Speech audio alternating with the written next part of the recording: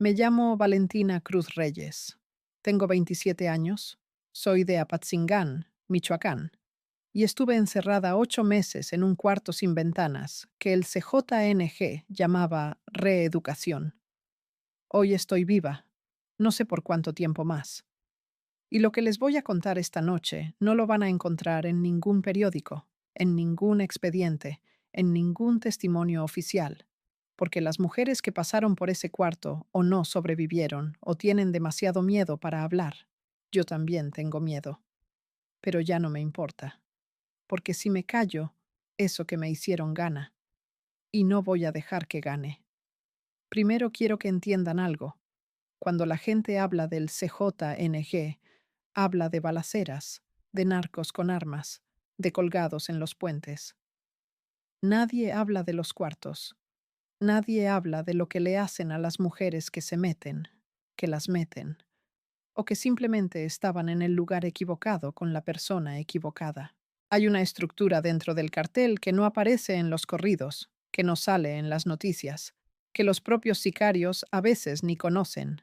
La llaman la escuela. Y yo fui alumna durante 8 meses, sin haberme inscrito, sin haber firmado nada, sin haber tenido opción. El cuarto medía como 3 metros por 2,5. Tenía una cama de metal con un colchón delgado, un balde para hacer mis necesidades y una lámpara de foco amarillo que nunca apagaban. Nunca. 8 meses sin oscuridad. 8 meses sin saber si era de día o de noche. Eso, que suena pequeño, que suena como un detalle, es en realidad una de las torturas más efectivas que existen. Cuando no puedes distinguir el tiempo, empiezas a perder quién eres. Empiezas a creer lo que te dicen. Y eso era exactamente lo que querían. Me decían que era por mi bien. Me decían que el comandante Tiburón, que así le decían al hombre que dirigía esa operación, me había salvado la vida al meterme ahí, que afuera había órdenes de matarme, que adentro estaba protegida. Lo repetían todos los días, como un rosario, como si la repetición fuera a convertir la mentira en verdad. Y saben qué es lo más aterrador de todo esto, lo que todavía me cuesta admitir en voz alta. Hubo momentos en que les creí. Hubo noches, o lo que yo creía que eran noches, en que pensé que quizás sí me estaban cuidando. Eso es lo que hace el encierro. Eso es lo que hace la oscuridad permanente y el hambre y el miedo. Te convierte en alguien que agradece a sus carceleros. Pero antes de contarles lo que pasó adentro, tienen que entender cómo llegué ahí, porque nadie nace en un cuarto sin ventanas. Nadie se despierta un día y dice, hoy voy a entregar mi vida a gente que me va a destruir. Hay un camino. Y ese camino siempre empieza con algo que parece pequeño, que parece manejable, que parece que todavía está bajo tu control. Yo tenía 19 años cuando conocí a Rodrigo. No voy a dar su apellido porque todavía tiene familia y porque en el fondo, aunque lo odio, no soy esa clase de persona.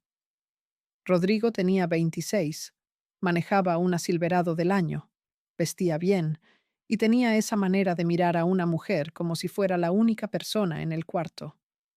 Apatzingán es una ciudad donde las opciones son limitadas.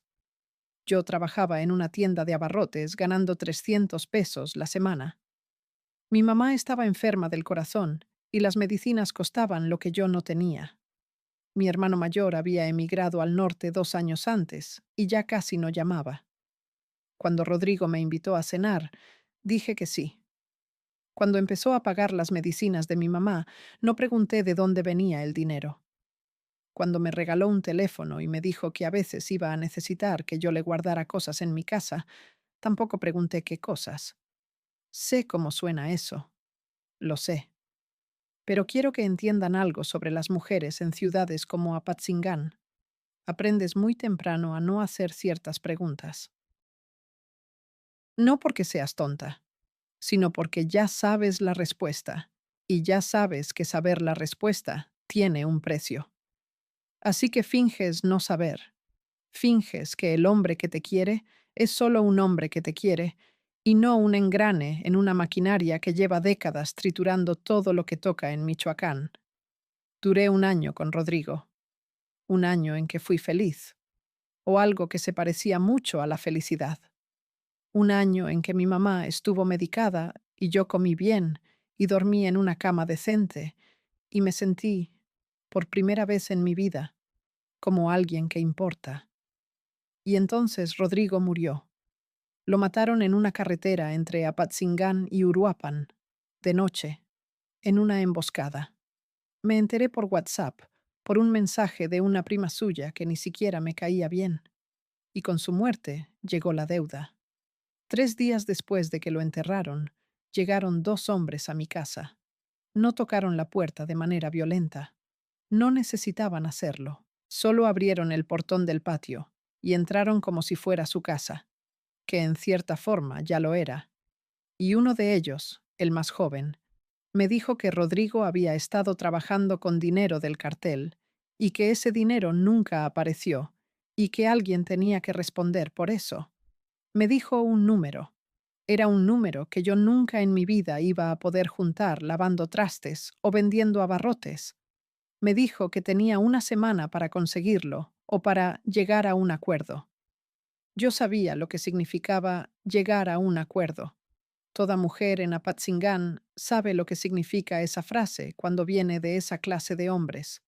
Y aún así fui, porque mi mamá estaba en casa, porque mi mamá no tenía culpa de nada, y porque a veces el miedo por alguien que amas es más grande que el miedo por ti misma. El hombre al que me llevaron a ver no era tiburón todavía. Era un intermediario, un tipo que se hacía llamar el profe, flaco, con lentes de pasta negra, que hablaba como maestro de primaria cuando explicaba las condiciones. Me dijo que la deuda quedaba cancelada, que a mi mamá no le iba a pasar nada, que yo iba a trabajar para ellos durante un tiempo y después sería libre. Me explicó el trabajo de manera muy general, muy limpia, mensajera. Nada de drogas, nada de armas, solo información, solo llevar mensajes de un lugar a otro. Me dijo que muchas mujeres lo hacían y vivían bien y después seguían con sus vidas. Mentira, todo mentira. Pero en ese momento yo lo que necesitaba era creer que había una salida que no destruía todo lo que me quedaba. Así que asentí. Firmé con mi nombre en una libreta que el profe guardó en el cajón de su escritorio. Y desde ese momento dejé de pertenecerme. Los primeros 4 meses fueron, relativamente, lo que el profe había descrito. Llevaba sobres. Nunca supe exactamente qué contenían. A veces dinero, a veces papeles, a veces memoria USB. Me movía en transporte público, siempre con instrucciones precisas, siempre con un tiempo límite. Conocí a otras mujeres que hacían lo mismo. Nunca intercambiábamos nombres reales. Nunca hablábamos de lo que cargábamos. Había un código de silencio que no era escrito ni hablado, pero que todas entendíamos perfectamente. Lo que no se dice no existe. Y lo que no existe no puede matarte. Pero siempre hay un primer momento en que entiendes que el mapa que te dieron no corresponde al territorio en que estás caminando. El mío fue un martes. Fui a dejar un sobre a una dirección en la colonia Infonavit, una casa con macetas en la banqueta, completamente ordinaria. Toqué como me indicaron, 3 veces seguidas, y una pausa. La puerta la abrió una mujer de unos 40 años, con los ojos hinchados de haber llorado. Me tomó el sobre sin decir nada. Pero antes de cerrar la puerta, la vi a los ojos, y ella me vio a mí, y en ese segundo entendí que ese sobre tenía que ver con algo que a ella le había costado algo terrible. No sé cómo explicarlo. A veces el dolor de la gente no necesita palabras. Se transmite de otra manera. Esa noche no dormí.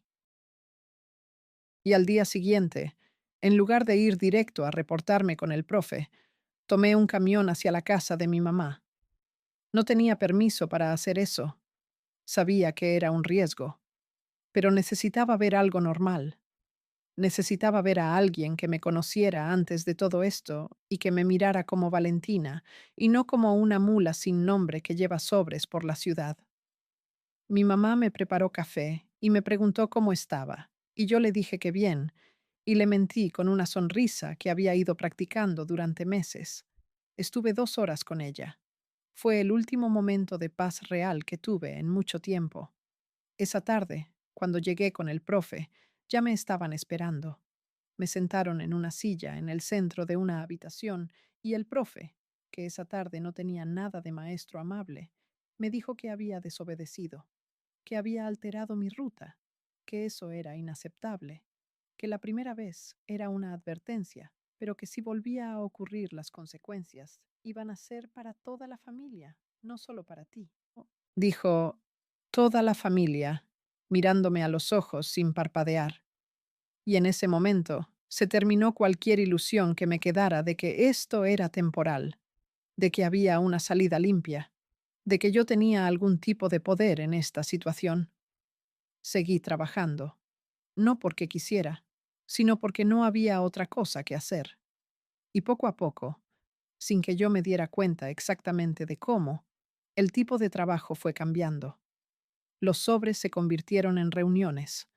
Las reuniones se convirtieron en traducciones, porque yo había estudiado un semestre de inglés en el CONALEP, y aparentemente eso me hacía útil para ciertos encuentros con compradores del otro lado. Las traducciones me acercaron a gente más importante dentro de la estructura, y acercarte a gente importante dentro de la estructura del cartel no es un ascenso, es una sentencia. El comandante Tiburón me vio por primera vez en una reunión en un rancho cerca de la Huacana. Era un hombre de como 50 años, corpulento, con una voz que sonaba como si viniera del fondo de un pozo. No era violento en su manera de moverse. Era peor que eso. Era tranquilo. La clase de tranquilidad que solo tienen las personas que nunca han necesitado demostrar nada a nadie, porque todos a su alrededor ya saben de lo que son capaces. Me miró durante toda la reunión, con una atención que me hizo sentir desnuda. No de manera sexual, aunque eso también llegaría después, sino de la manera en que te mira alguien que está evaluando cuánto vales y para qué sirves, como cuando vas a un mercado y el vendedor calcula el precio antes de que abras la boca. Al terminar la reunión, me mandó llamar aparte. Me preguntó mi nombre. Le dije el apodo que usaba para el trabajo, la raya, que me había puesto el profe desde el principio. Me dijo que no, que cómo me llamaba de verdad. Le dije Valentina. Me preguntó de dónde era. Le dije que de Apatzingán. Asintió como si eso confirmara algo que ya sabía. Me dijo que iba a trabajar directamente con él de ahora en adelante. No lo dijo como pregunta. Los siguientes 2 meses trabajé para Tiburón. Traducciones, reuniones, logística de comunicación. Me daban un celular nuevo cada semana. Me cambiaban de casa regularmente. Me pagaban bien, mucho mejor que antes. Y había momentos en que casi podía convencerme de que esto era una vida, que estaba construyendo algo. Y entonces llegó la noche que lo cambió todo. Era una reunión que debería haber sido rutinaria. Un encuentro con un grupo de Jalisco que venía a confirmar términos de un acuerdo territorial. Llegamos a una bodega en las afueras de una ciudad que no voy a nombrar. Éramos como 12 personas. Y todo iba normal hasta que uno de los hombres del otro grupo, un muchacho joven con tatuajes en el cuello, dijo algo en voz baja a su acompañante. No era para mí, pero yo estaba parada justo detrás de él y lo escuché. Dijo un nombre que yo conocía porque era el nombre de un hombre al que Tiburón había estado buscando durante meses, un traidor interno. Y este muchacho lo dijo como si fuera información que tenía de sobra, como si fuera algo que ya no le importaba guardar. Yo no debía haber hecho lo que hice. Lo sé. Pero en ese momento, después de meses de moverme en esa estructura, había absorbido una lógica que no era mía. La información tiene valor y hay que usarla. Así que en cuanto tuve un momento a solas con el ayudante de Tiburón, le repetí lo que había escuchado. La reunión terminó 20 minutos después, de manera abrupta. Los hombres del otro grupo se fueron, y mientras salíamos, el ayudante de Tiburón me tomó del brazo y me dijo al oído: «El comandante quiere verte mañana», con una voz que no tenía nada de bueno. Esa noche no dormí. Repasé lo que había hecho y traté de encontrar el error, y no pude, porque no lo había.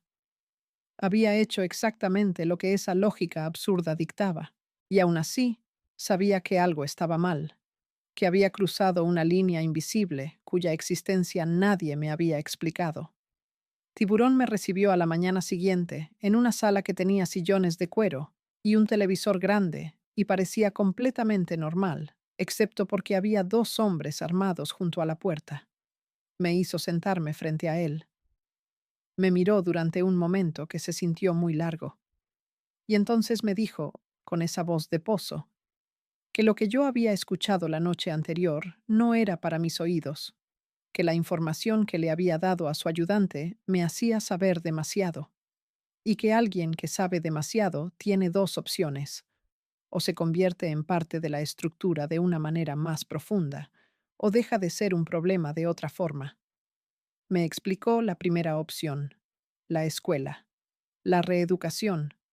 Me dijo que era un proceso, que salían mejores, que yo tenía potencial y que él no quería desperdiciarme. Me lo dijo con la misma tranquilidad con que podría haberme ofrecido un trabajo en una oficina. Y mientras hablaba, yo veía a los hombres junto a la puerta y sabía que la segunda opción no era abstracta. Dije que sí. ¿Qué más iba a decir? Me llevaron esa misma tarde, sin regresar a casa, sin despedirme de nadie, sin avisar a mi mamá. Me subieron a una camioneta con los vidrios polarizados. Manejaron durante lo que me pareció como 2 horas, aunque sin poder ver el exterior no puedo estar segura.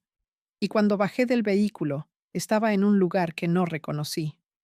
Un edificio que desde afuera parecía una bodega industrial. Me hicieron entrar por una puerta lateral. Me llevaron por un pasillo. Abrieron una puerta de metal. Me dijeron que adentro tenía todo lo que necesitaba. Y cerraron. El cuarto. 3 metros por 2,5. Cama de metal. Colchón. Balde. Foco amarillo. Sin ventanas. Sin reloj. Sin teléfono. Sin nada que me dijera cuándo era.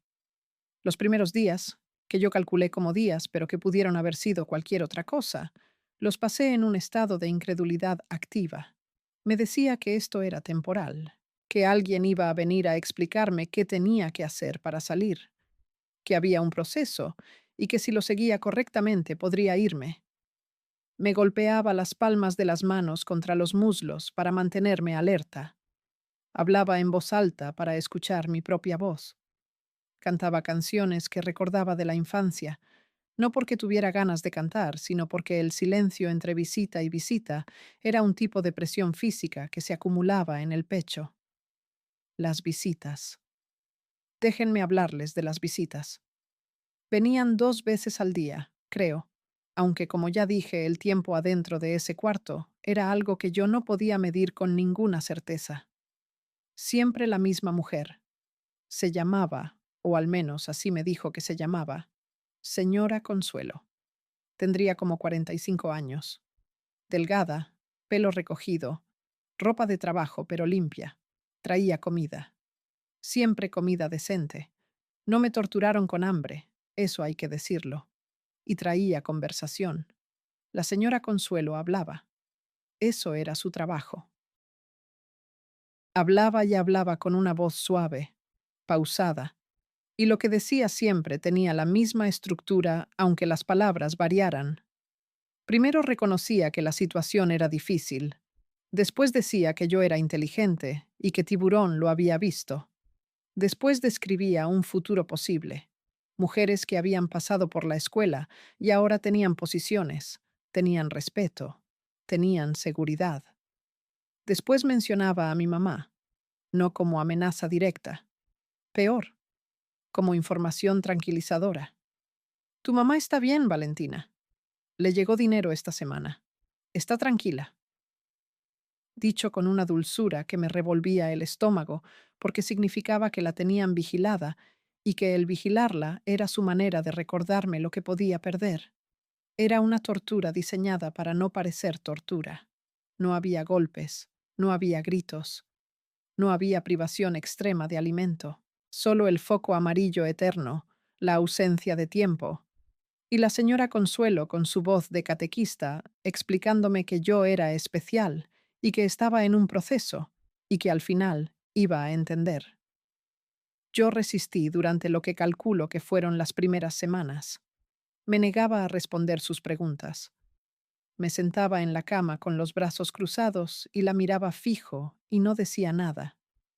Pero el silencio prolongado, el aislamiento, el foco que nunca se apagaba, empezaron a hacer su trabajo. Empecé a tener conversaciones con personas que no estaban en el cuarto, no como alucinaciones exactamente, sino como recuerdos tan vívidos que se sobreponían a lo que tenía enfrente. Veía a Rodrigo sentado en la esquina de la cama. Veía a mi mamá en la cocina. Veía a una maestra que había tenido en la secundaria y que se llamaba Maestra Esperanza y que siempre decía que yo era buena para las matemáticas. Cuando empezaron esas visiones, supe que estaba en un momento crítico, que si no hacía algo para anclarse, iba a perder el hilo de quién era. Así que empecé a escribir, no en papel, porque no tenía, sino en el colchón, con la uña, con trazos que casi no se veían. Escribía mi nombre, escribía la fecha de mi nacimiento, escribía el nombre de mi mamá, escribía el nombre de la calle donde vivíamos. Era un inventario de mí misma, una lista de pruebas de que existía antes de ese cuarto y de que existiría después. La señora Consuelo lo notó. Una tarde llegó y miró el colchón, y no dijo nada directamente, pero al día siguiente trajeron un cuaderno y un bolígrafo y lo dejaron sobre la cama. Por si quieres escribir más cómodo, dijo, como si fuera un regalo. Yo entendí lo que significaba, que lo iba a leer. Así que escribí cosas inútiles para ellos. Copié canciones que recordaba. Dibujé la planta de mi casa de Apatzingán. Escribí recetas de comida. Nada que pudieran usar. Nada que fuera verdadero. Solo ruido para ocupar las páginas que iban a espiar. Hubo una noche, o lo que yo decidí que era noche, porque había cerrado los ojos durante un tiempo largo, en que escuché a través de la pared. No palabras exactas. Algo que podría haber sido una mujer llorando. Un sonido intermitente, apagado, como alguien que lleva tanto tiempo llorando que ya no tiene fuerza para hacerlo con el cuerpo entero y solo le sale un hilo de sonido. Me quedé completamente inmóvil escuchando. Golpeé la pared con los nudillos. Suave. No quería llamar la atención de nadie afuera del cuarto. El sonido se detuvo. Golpeé 2 veces más. Y entonces, del otro lado, llegaron 2 golpes como respuesta. No supe nunca quién era. No pudimos comunicarnos de verdad. Solo ese código mínimo de presencia, de estoy aquí, estás ahí, no estamos solas completamente.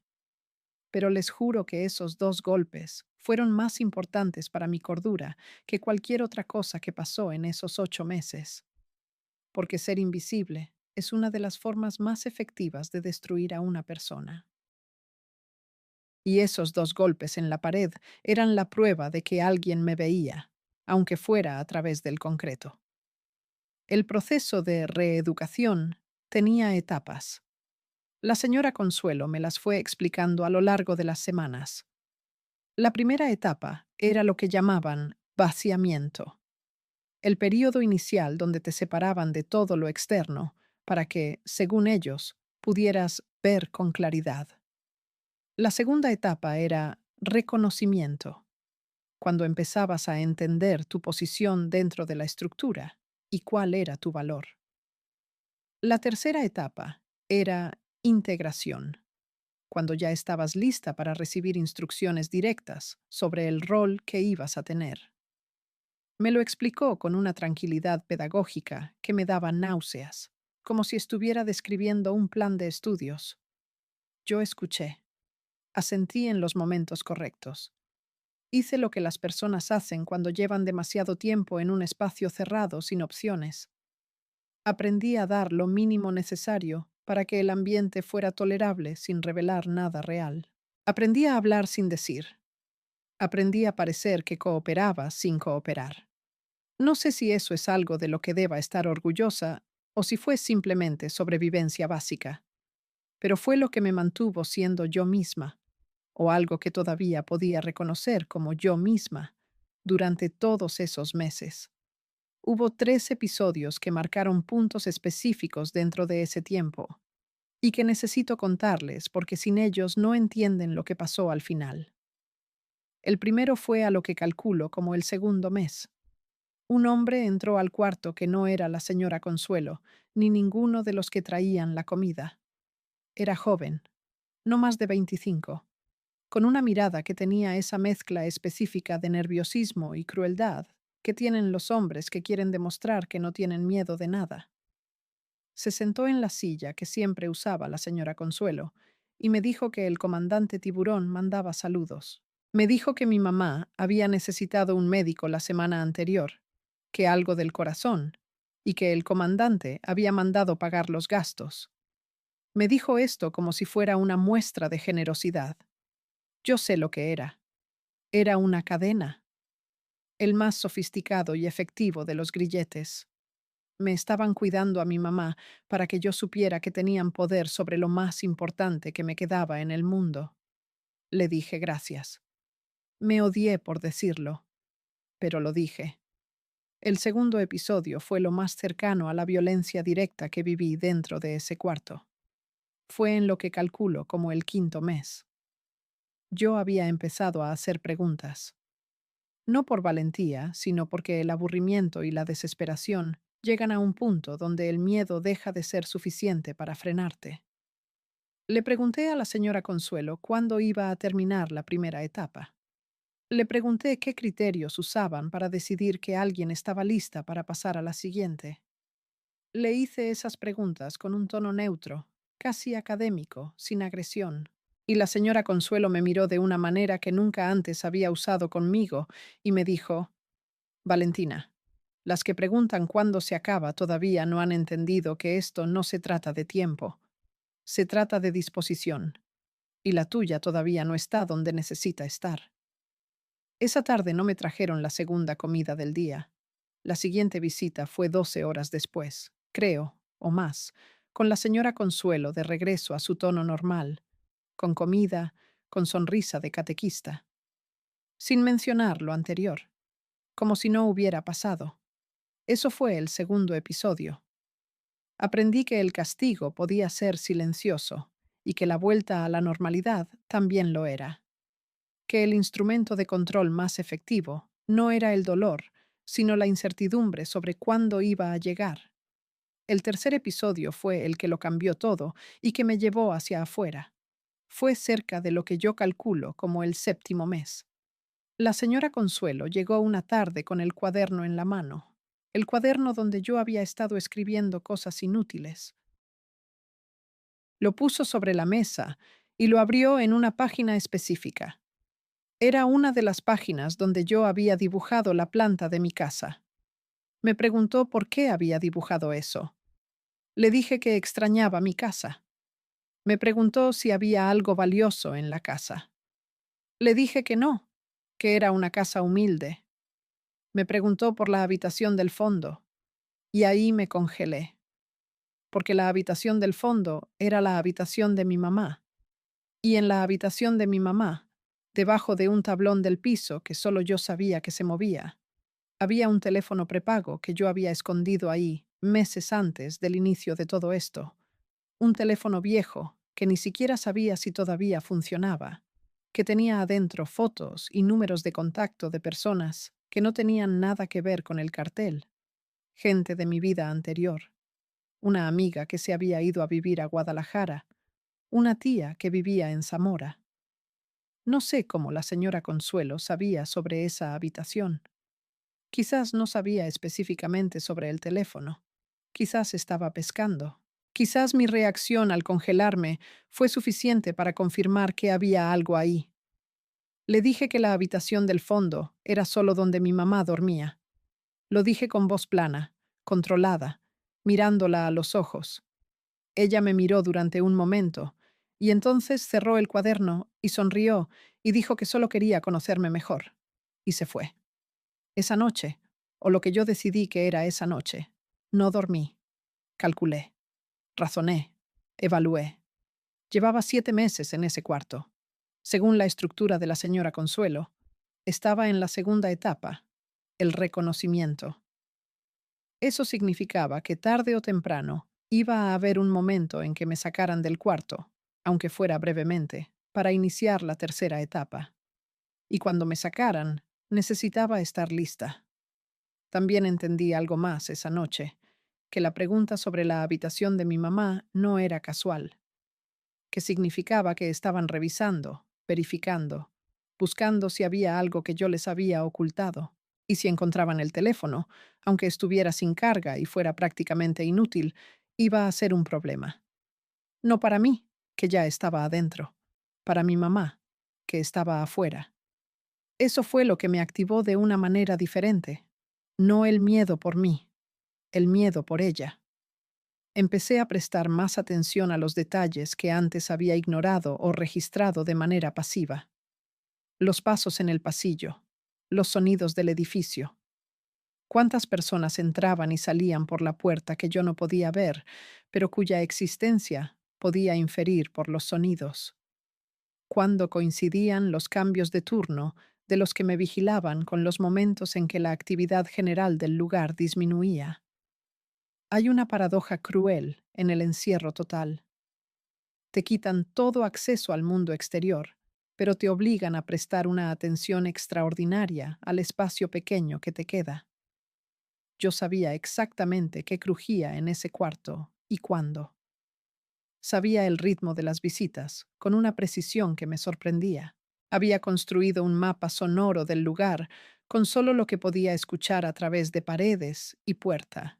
Y entonces llegó el 8.º mes, y con él, el día que no esperaba. La señora Consuelo llegó una mañana, o lo que decidí que era mañana, con ropa diferente. No su ropa habitual de trabajo, sino ropa más formal, como de alguien que va a una reunión importante. Me dijo que había llegado el momento de la siguiente etapa. Me dijo que iba a salir del cuarto para tener una reunión con el comandante Tiburón. Me dijo que me iba a dar tiempo de arreglarme. Y salió. Dejaron ropa sobre la cama. Ropa limpia, no la mía, pero ropa.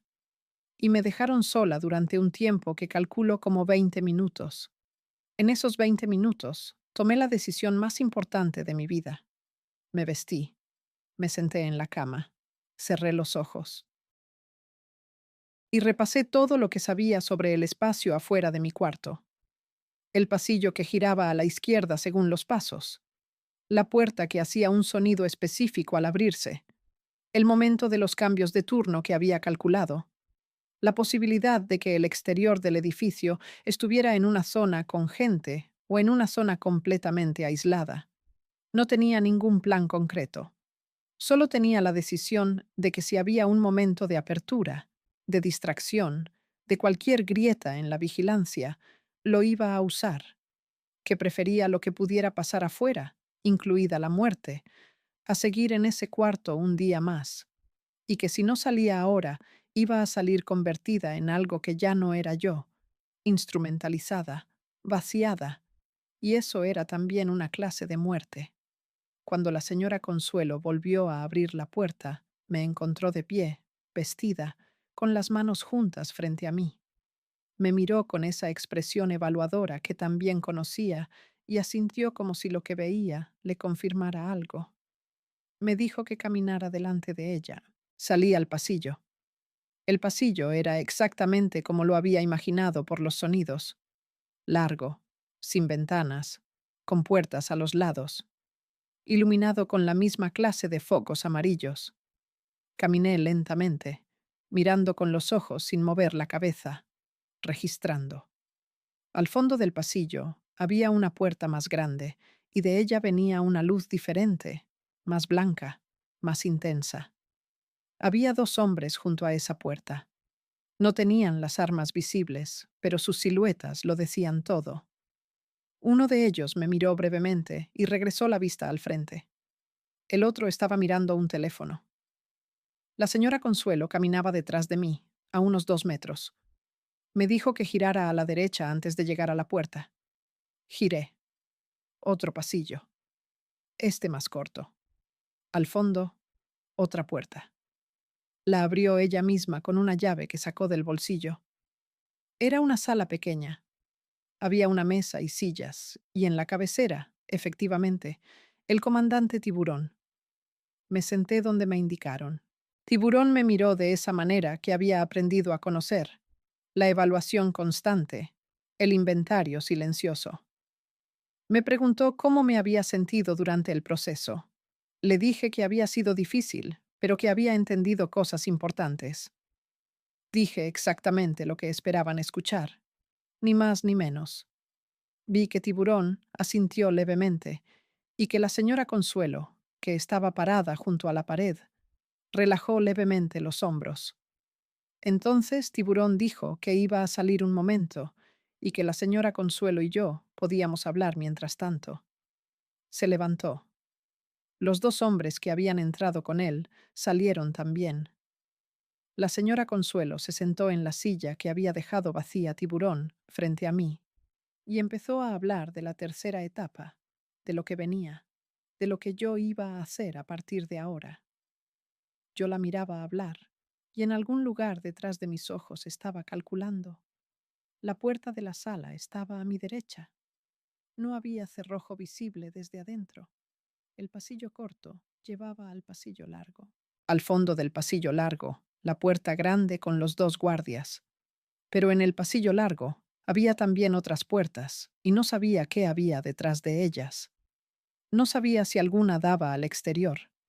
No sabía si el exterior era un patio cerrado o una calle. No lo sabía, pero tampoco lo iba a saber nunca si no lo comprobaba. Me levanté de la silla abruptamente. La señora Consuelo se interrumpió a media frase y me miró con los ojos abiertos. Le dije, con la voz más plana que pude, que necesitaba ir al baño. ¡Qué urgente! Lo dije con la expresión específica que una mujer pone cuando la naturaleza no admite negociación. La señora Consuelo vaciló. Fue una vacilación breve, de menos de 2 segundos, pero fue suficiente para mostrarme que no tenía instrucciones precisas para ese escenario. Se levantó y dijo que iba a buscar a alguien que me acompañara, y salió de la sala. Yo esperé exactamente hasta que sus pasos en el pasillo dejaron de ser audibles, y entonces me moví. Fui hacia la puerta, la abrí, entré al pasillo corto, llegué a la intersección con el pasillo largo y giré en la dirección contraria a los guardias. Había 3 puertas. La primera estaba cerrada con candado, la segunda también. La tercera tenía la cerradura pero no el candado, y cuando empujé la manija cedió. Era un cuarto de materiales. Cubetas, escobas, productos de limpieza. Y al fondo, cubierta parcialmente por estantes de metal, una ventana pequeña con reja. La reja no estaba soldada. Tenía 4 tornillos, 2 de los cuales estaban tan oxidados que cuando los toqué uno de ellos, giró entre mis dedos. No voy a decirles exactamente cuánto tiempo tardé, porque no lo sé. Sé que hubo un momento en que escuché voces en el pasillo, y me detuve y me pegué a la pared, y no respiré, y las voces pasaron. Sé que un tornillo nunca se dio, y que tuve que doblar la reja con las 2 manos hasta que el metal me cortó las palmas. Sé que cuando saqué la cabeza por la ventana vi un callejón, no una calle principal, un callejón con basura y una pared de ladrillo al fondo, pero un callejón con luz de día, con cielo, con aire que no olía a ese foco amarillo perpetuo. Me arrastré por esa ventana. Caí sobre el cemento del callejón y me lastimé la rodilla y no lo sentí. Me levanté y caminé hasta el fondo del callejón y doblé y había otra calle. Y en esa calle había un puesto de tacos y una señora con un delantal y 2 o 3 personas comiendo de pie. Me dirigí directamente a la señora del puesto. Le dije que me habían robado y que necesitaba llamar a alguien. Ella me miró la cara, me miró las manos con los cortes y sin decir nada me dio su teléfono. Llamé a mi tía de Zamora. No tenía otro número memorizado. Ella contestó al segundo timbre y yo empecé a hablar y no paré durante varios minutos. Y ella no me interrumpió. Y cuando terminé, hubo un silencio y ella dijo, «Dime dónde estás». No sabía exactamente dónde estaba. Le describí lo que veía. Ella me dijo que me quedara quieta, que no me moviera, que iba a hacer unas llamadas. 20 minutos después, que pasé comiendo tacos que la señora del puesto me dio sin cobrarme y mirando constantemente hacia el callejón, llegó un hombre en una camioneta que mi tía había mandado. No voy a describir el proceso que siguió, porque hay personas que todavía están involucradas y que no quiero comprometer. Lo que sí les voy a decir es que 3 meses después de salir de ese cuarto, después de estar escondida en lugares que no voy a nombrar, después de que mi mamá salió de Apatzingán y está en un lugar que tampoco voy a nombrar, después de conversaciones con personas de una institución cuyo nombre tampoco puedo dar, decidí grabar este video. No lo hago desde un lugar seguro. No existe el lugar completamente seguro cuando sabes lo que yo sé y has estado donde yo he estado. Lo hago porque hay algo que entendí en esos 8 meses que necesito decirles a ustedes que me están escuchando ahora, especialmente a las mujeres jóvenes, especialmente a las que viven en ciudades donde las opciones son pocas y los hombres con camionetas del año se ven como una salida. La escuela del CJNG existe. No sé cuántas mujeres están en este momento en un cuarto como el mío. No sé cuántas la creyeron cuando les dijeron que era un proceso, que era temporal, que estaban siendo cuidadas. No sé cuántas golpearon paredes para saber si había alguien al otro lado y nunca recibieron respuesta. Lo que sí sé es lo siguiente. El cartel no invierte en ti. El cartel invierte en lo que puede extraerte. Cuando un hombre que trabaja con ellos te mira y dice que eres especial, lo que está calculando no es tu valor como persona, está calculando tu utilidad como herramienta. Y cuando una herramienta deja de ser útil o se convierte en un riesgo, no hay gratitud, no hay lealtad, no hay ninguna de las cosas que te prometieron cuando entraste.